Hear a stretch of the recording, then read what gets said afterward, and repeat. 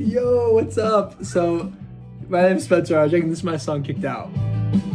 And so I'm gonna give you a tutorial for that song. And if you don't even know the song, you're probably like, dude, what the heck? I don't even need a tutorial for this song. I don't even know the song. But there's actually a lot of really cool guitar stuff in there. I'm gonna explain how I did them, why, and it's gonna be worth it if you stick around, trust me. And if you do like the song, yeah, thank you so much. Well, here is the song. So this is how I play it. So the beginning starts out with the drums, and then I did this like lead guitar thing where I like comped like 7 different takes together.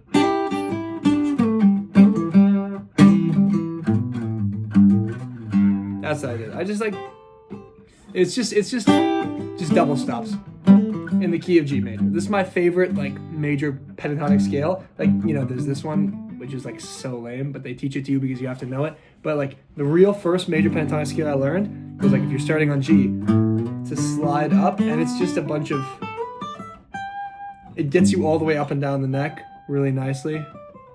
And you know, the major scale fits inside. So it's literally just like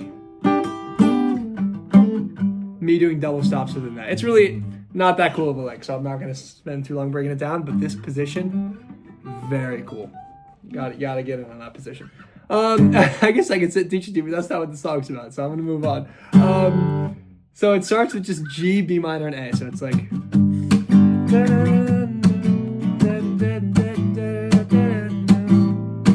when I'm strumming, I do like kind of like, every time the snare drum hits, like,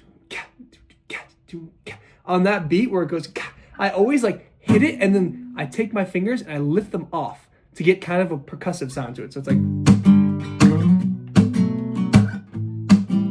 you know, like if I'm playing with a whole band, I might not necessarily do that, but especially when I'm playing individually, gives it that like that nice little push, a little drive to it, you know? And that's just the whole verse. And then it's like builds up on this beat. Lay next to me, cause that's just F and G, and I play it down there, and I also play it with the second guitar up here.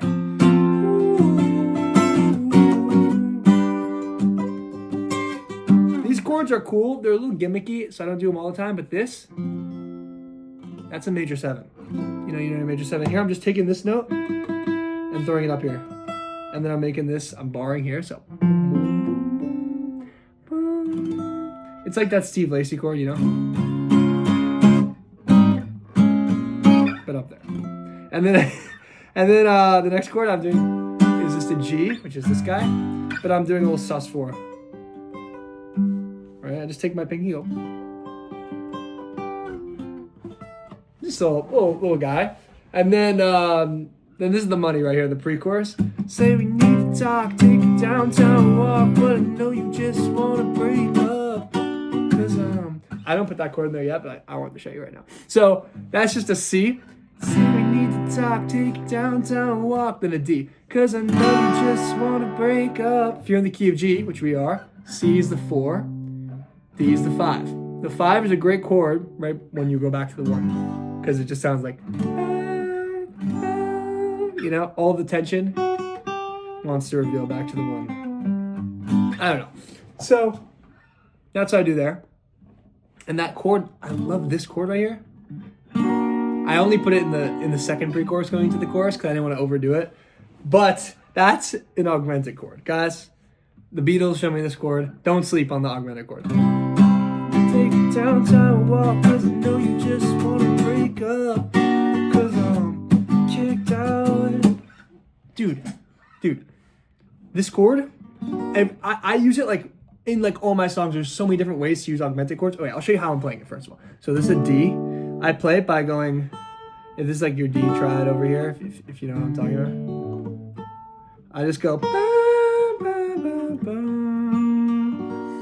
so the frets for that, I'm bad with frets. 1, 2, 3, 4, 5, 6, 7. 8th fret on the D string, 7th fret on the B, the G and B strings, and 6th fret on the high E. So we got, dude, I like going from a 5 chord to a sharp 5 augmented. If you like indie music, like indie rock music, you know that song Pool House? Waiting around for something to change my mood, cause I know what's in these plastic cups isn't going to. Kids all alone, they do it in there. It's a you know? I'm not just like some weirdo using this chord. And the Beatles use it, you know, the goats, dude. And it's in a lot of like Broadway musical scores. It's fire, you know, if you want to just give it that extra pass up from the 5 to really make them one hit. So yeah, that's my pre-chorus. Then the chorus is just kicked out, face down. You never really wanted me all around your crowd. I guess you weren't meant to be, so you can talk shit with your girlfriends. Got the short stick, now it all ends. Ooh, guess you weren't meant to be. That chord right there.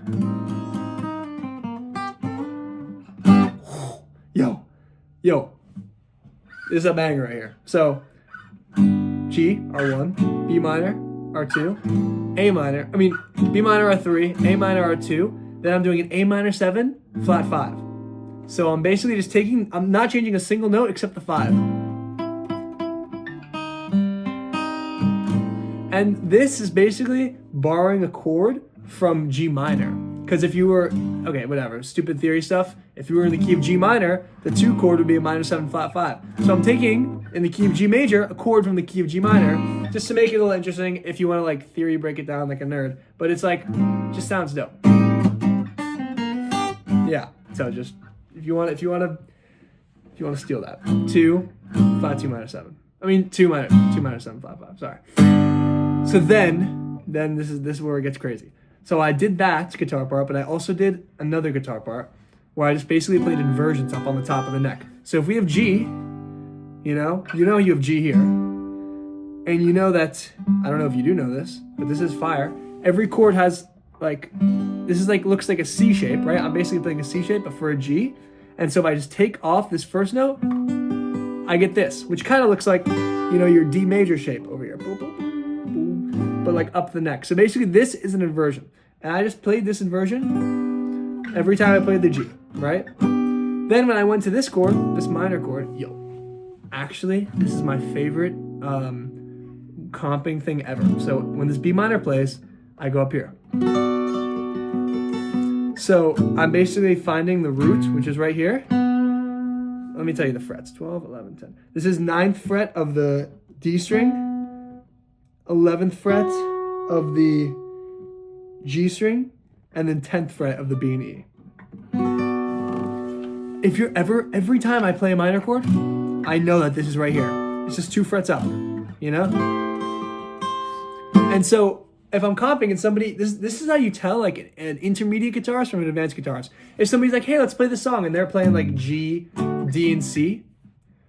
If you're an intermediate guitarist, yeah, you'll play G, D, and C like with your open chords, you know, or you'll play with bar chords, whatever. But if you want to take it to the next level, you'll start comping, and you'll start being like, oh, G, I know that I can play G up here, you know. Oh, C, I know I can play C like over here, or what was it, G, C, D, or G, D, C? I think it was G, D, C. So, you know, there's other ways to like, yeah, I picked a bad one because I hate major chords, comping with major chords, you know. But you'll play other things. Okay, I'm going on like such an insane side tangent, but basically I played that. So as this main part is playing, I'm going like this. Kick down, face down. You never really wanted me all around your crowd. I guess you weren't meant to be, so you can talk shit with your girlfriends. Got the short stick, now it all ends. And then there's that. I'm basically taking that one note down. This note right here. I'm only changing one note, right? But I have to change my whole fingering because of how I move the one note. I can't like, I would die. So yeah, that's like pretty much, oh no, it's not the whole song. So yeah, those are the choruses, those are the verses, whatever. But then here we get the bridge. The bridge, God, I fucking, you know, I love these minor 7 flat 5 chords.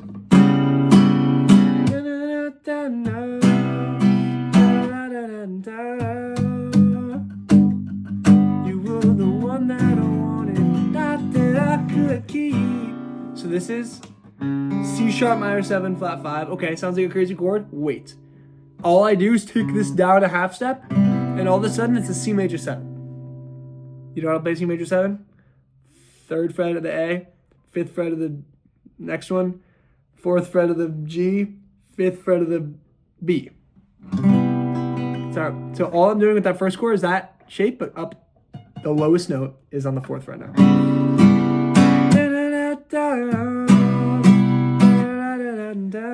Then our G, classic. You were the one that I wanted, G7. Sometimes I'll play this guy over here too. This is also a G7. Like, I could explain why. I feel like I've been doing a little too much explaining, and maybe I should just let it go. But this is another way to play G7.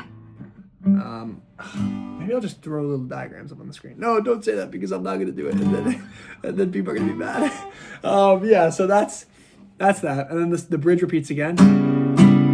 I can see clearly your bittersweet feeling. A minor 7. You let me go, and now that's a C minor, but I like doing it up here. It's our 4 minor. The 4 minor, the C minor, might sound familiar. That's also borrowing a chord from the minor key. That's in the same key as this minor 7 flat 5. It's all G minor, but borrowing chords from G minor, putting them into G major, very cool. So, now I'm kicked out, face down, right? You never really wanted me. It's the exact same thing over and over again. Guess you weren't meant to be, but then in this part, the drums go into halftime, and I just basically slow the pattern down. So you can talk shit with your girlfriends, got the short stick, now it all ends, and then it's back.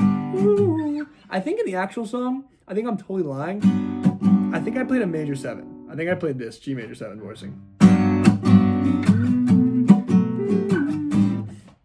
So sorry, yeah, I lied the whole time. But yes, that's the song. I'm sorry, that was really fucking confusing.